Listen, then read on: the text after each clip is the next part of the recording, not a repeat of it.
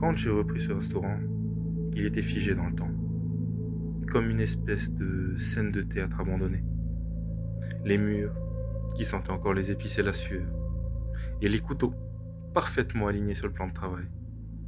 Tout était en place, comme si le dernier service venait de s'achever, comme s'il m'attendait. J'ai toujours admiré le chef Émile, son génie, sa rigueur, son obsession pour l'excellence. Je me souviens qu'à l'époque, je relisais chaque critique, chaque article qui encensait son art. J'étais si impressionné. 3 étoiles quand même. Mais la première nuit, seul dans la cuisine, j'ai cru entendre le tic-tac d'une horloge. 9 fois, comme un avertissement. J'ai cru sentir une présence, un souffle derrière moi. Puis les jours ont passé, et ça s'est intensifié. Le vieux carnet de recettes, qui s'ouvrait toujours à la même page au matin. Une page à noter, griffonnée de chiffres et d'indications. 8 minutes à feu vif, 2 pincées de sel, comme une voix muette qui me soufflait des secrets.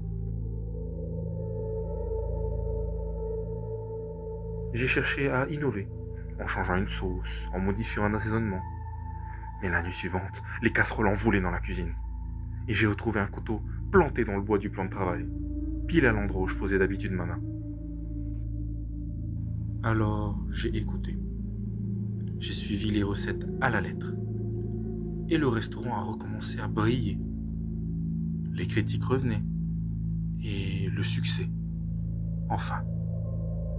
Mais je sentais bien qu'il était là. Qu'il surveillait.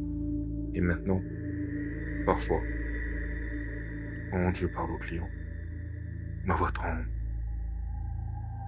Ce n'est pas la fatigue.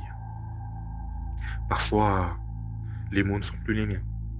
Ils sortent d'eux-mêmes, avec un ton qui n'est pas le mien. Je le sens. Il me tient.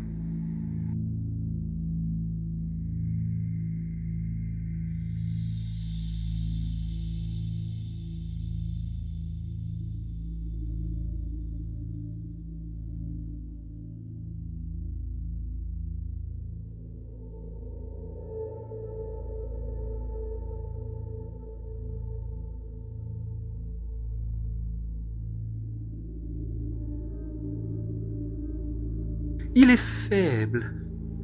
Il croit tenir le manche, mais la lame lui échappe. Il m'entend.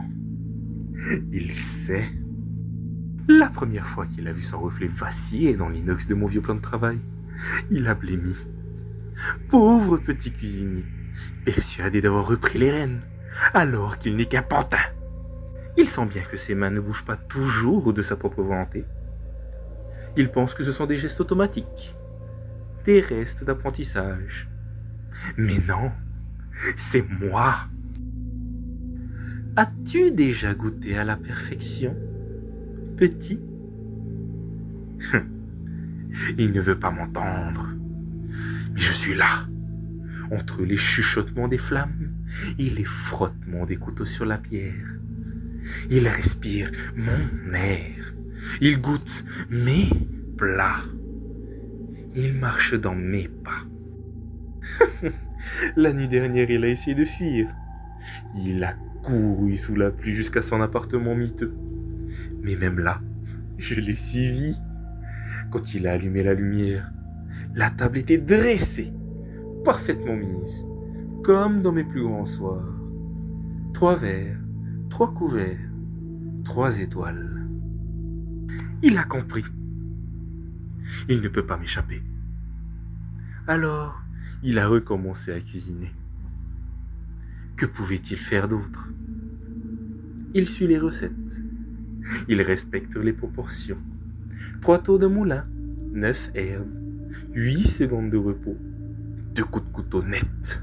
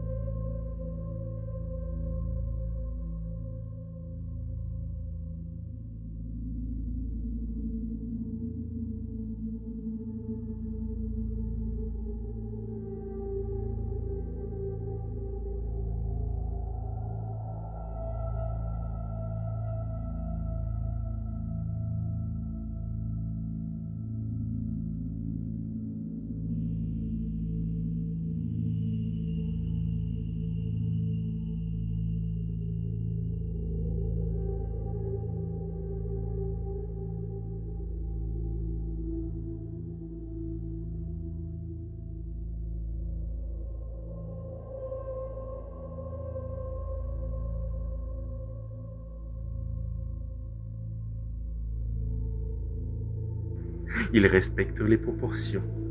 3 tours de moulin, 9 hernes, 8 secondes de repos, 2 coups de couteau net.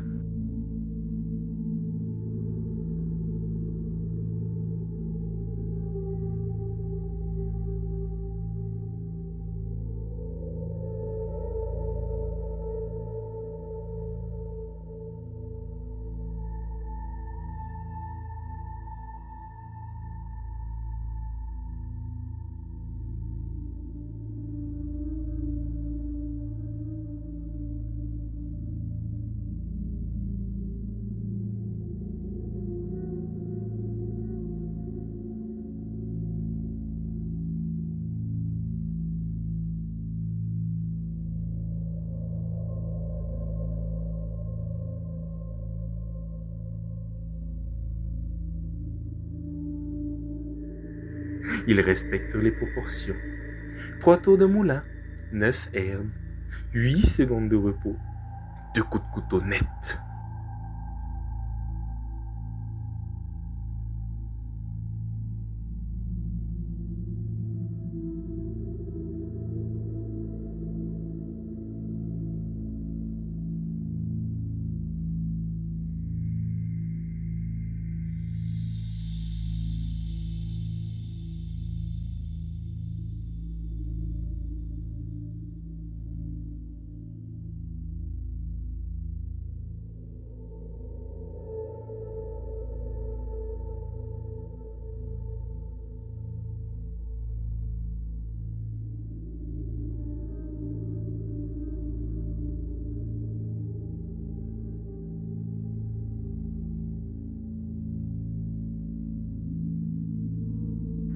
Il respecte les proportions.